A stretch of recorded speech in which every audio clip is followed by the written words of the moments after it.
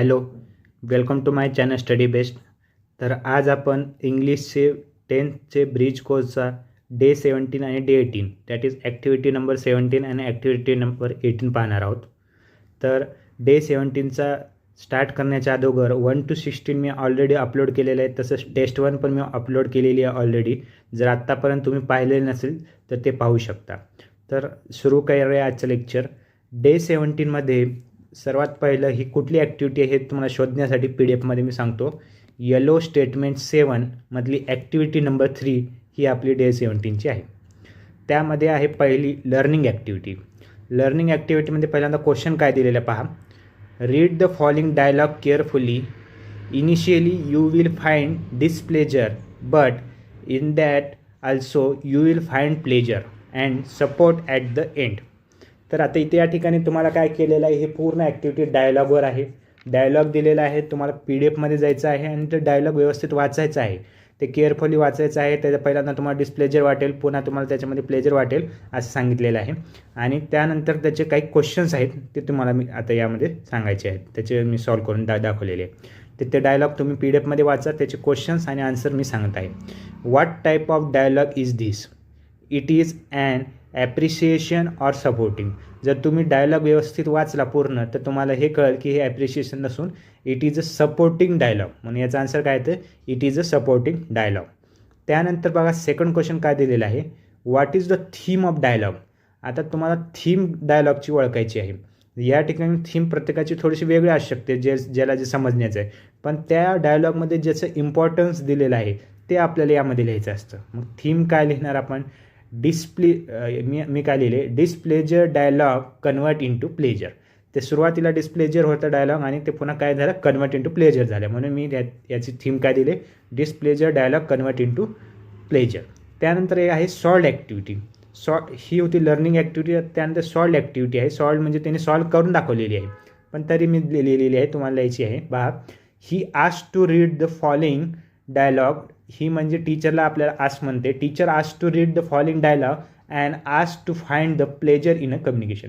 तर या ठिकाणी पुन्हा आणखीन आपल्याला डायलॉग दिलेला आहे सॉल्ड ॲक्टिव्हिटीमध्ये. तुम्ही PDF पाहू शकता काय डायलॉग दिले आहेत, ते तुम्हाला केअरफुली वाचायचं आहे. आणि त्यानंतर पुन्हा 2 to 3 क्वेश्चन दिले आहेत, ते तुम्हाला आन्सर्स करायचे आहेत. पहिला क्वेश्चन पहा काय दिलेलं आहे. Do you find any displeasure? What is this? What is that? हे आपल्याला आन्सर द्यायचं आहे. तर याचा आन्सर येईल, the brother is getting अनएड continuously being at home. ते तुम्ही जर डायलॉग व्यवस्थित वाचला असेल तर याचे आन्सर तुम्हाला पटकन येतील.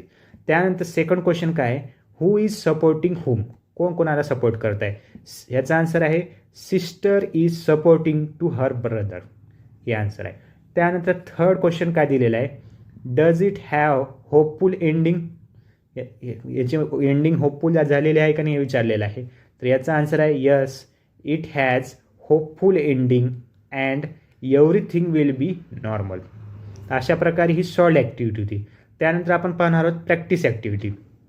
प्रॅक्टिस ॲक्टिव्हिटीमध्ये क्वेश्चन काय दिलेला आहे, facilitator gives following dialogue and asks to understand the pleasure and support in it.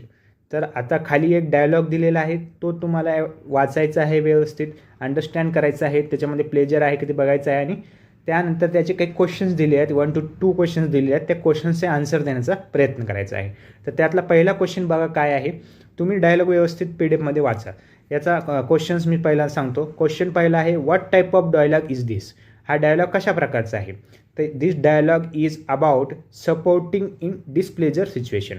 हा डायलॉग कशाबद्दल आहे, सपोर्टिंग इन डिसप्लेजर सिच्युएशन. त्यानंतर सेकंड क्वेश्चन काय दिलेला आहे पहा, why is Sanju in tension? तर तुम्ही ते त्या डायलॉगमध्ये तुम्हाला कळेल की संजू का टेन्शनमध्ये आहे. याचा आन्सर आहे, Sanju is in a tension because of he study and getting more than 95%. हे त्याचा आन्सर आहे. ही होती आपली प्रॅक्टिस ॲक्टिव्हिटी. आता त्यानंतर आपण पाहणार आहोत एक्सटेन्शन ॲक्टिव्हिटी. आता एक्सटेन्शन ॲक्टिव्हिटीमध्ये काय दिलेलं आहे, read the following dialogue and find out how two friends helping each other. असा आहे मेन क्वेश्चन दिलेला. आणि त्यामध्ये खाली क्वेश्चन आपण असं म्हणू शकतो की how two friends helping each other. हे आपल्याला ह्या क्वेश्चनचा आन्सर लिहायचं आहे. म्हणजे अगोदर पहिल्यांदा तुम्हाला डायलॉग व्यवस्थित रीड करायचा आहे आणि रीड केल्यानंतर मग तुम्हाला सांगायचं आहे की how two friends helping each other. ते 2 फ्रेंड जे आहे कसे आपल्या एकमेकाला मदत करत आहेत. तर याचा आन्सर आहे, when Shyam is not getting his mobile for English online class. Ram is ready to give his mobile to Shyam. It is a supporting dialogue. म्हणजे आपण इन ब्रीफ काय सांगू शकतो, पूर्ण इन शॉर्टमध्ये सगळं सांगू शकतो की it is a supporting dialogue. त्यानंतर आहे अशा प्रकारे आपल्या डे 17ची पूर्ण आपली ॲक्टिव्हिटी होती. आता पुढचं नेक्स्ट आहे डे 18. आता डे 18 ॲक्च्युअली कोणती ॲक्टिव्हिटी आहे हे तुम्हाला सांगण्यासाठी मी त्याचं हेडिंग सांगतो. Yellow statement 8. काय आहे येलो स्टेटमेंट 8?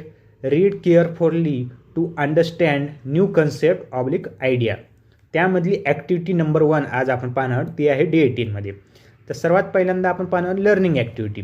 आता लर्निंग ॲक्टिव्हिटीमध्ये काय दिलेला आहे क्वेश्चन पहा.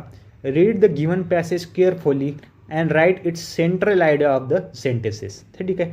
आता तुम्हाला काय करायचं आहे, तुमच्या जे PDF आहे त्यामध्ये तुम्हाला ही येलो स्टेटमेंट 8मधली ॲक्टिव्हिटी नंबर 1 बघायची आहे.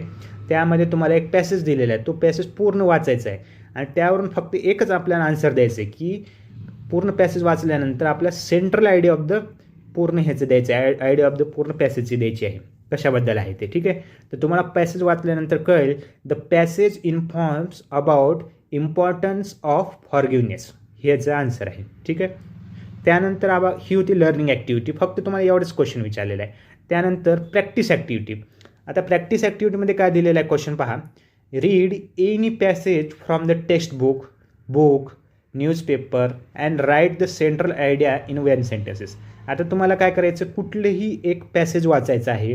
टेक्स्टबुकमध्ये वाचू शकता, बुकमध्ये, कुठे न्यूजपेपर, तुम्हाला जे सापडेल ते नेटवर वगैरे कुठे जिथे सापडेल ते एक पॅसेज वाचायचं आहे आणि त्याच्यावरची सेंट्रल आयडिया लिहायची आहे. आता मी नेमका कोणता पॅसेज वाचला आहे, कारण हे तुम्हाला PDF नाही म्हणून मी हा पॅसेज लिहिलेला आहे. तर पॅसेज वाचून दाखवतो काय आहे. It is often sed that lightning never strikes twice in the same place, but this isn't true. Go ask the forest rangers who spend their summers as firefighters will tell you that every thunder shower brings several bolts of lightning to their lookout stations. हे passage मी लिहिलेलं आहे, इंटरनेटद्वारे लिहिलेलं आहे. आता याचा जो passage आहे, या पॅसेजवर आपल्याला काय करायचं, सेंट्रल आयडिया लिहायचं आहे. आपल्याला ॲक्च्युअल क्वेश्चन फक्त काय आहे, पॅसेज रीड करायचं आहे. पण कोणता पॅसेज हे करण्यासाठी मी तुम्हाला लिहून दाखवलेलं आहे. याचं आपलं फक्त आन्सर काय करायचं, याचा आन्सर काय येईल, the passage informs the effects of lightning. या पॅसेज काय मेन सेंट्रल आयडिया ह्याची काय, the passage informs the effects of lightning. अशी होती ही प्रॅक्टिस ॲक्टिव्हिटी. त्यानंतर आपण पाहू सॉल्व ॲक्टिव्हिटी. तर सॉल्व ॲक्टिव्हिटी तशीच आहे. क्वेश्चन दिलेला आहे, read the given passage carefully and writes its central idea in 1 sentences. ठीक आहे. तर आता काय करायचं आहे, आपल्याला पुन्हा PDF जायचं आहे. ही ॲक्टिव्हिटी नंबर 1 जी आहे येलो स्टेटमेंटमधली 8 ती तुम्हाला वाचायची आहे. व्यवस्थित पॅसेज पूर्ण व्यवस्थित वाचायचं आहे आणि पॅसेजहून तुम्हाला सेंट्रल आयडिया लिहायची आहे. आता ही सेंट्रल आयडिया प्रत्येकाची येईल असं नाही. आता मी लिहिलेली आहे काय बघा, the passage informs about importance of form of filling असं म्हणू शकतो आपण. ठीक आहे. ही होती सॉल्ड ॲक्टिव्हिटी. ते तुम्हाला पॅसेज वाचून मगच हे सॉल्व करायचं आहे. त्यानंतर आहे लास्ट आजचं एक्सटेन्शन ॲक्टिव्हिटी. एक्सटेन्शन ॲक्टिव्हिटीमध्ये बघा काय दिलेलं आहे, read the given passage carefully and write its central idea in the sentences. तसंच आहे. पुन्हा तुम्हाला एक्सटेन्शन ॲक्टिव्हिटीचं पॅसेज दिलेला आहे, एक पॅसेज व्यवस्थित वाचायचं आहे आणि त्यामध्ये सेंट्रल आयडिया तुम्हाला लिहायची आहे. हे प्रत्येकाचे सेंट्रल आयडिया वेगवेगळे असू शकते. तर मी लिहिलेले आहे the passage informs process of motivation. तर अशा प्रकारे ही डे 18ची होती ॲक्टिव्हिटी 18. तर अशा प्रकारे हा व्हिडिओ संपतो. तुम्हाला व्हिडिओ आवडला असेल तर प्लीज लाईक करा. काही क्वेरी असेल किंवा कोणते नवीन व्हिडिओ पाहिजे असेल तर कमेंट बॉक्समध्ये टाका आणि चॅनलला सबस्क्राईब करायला विसरू नका. थँक्यू.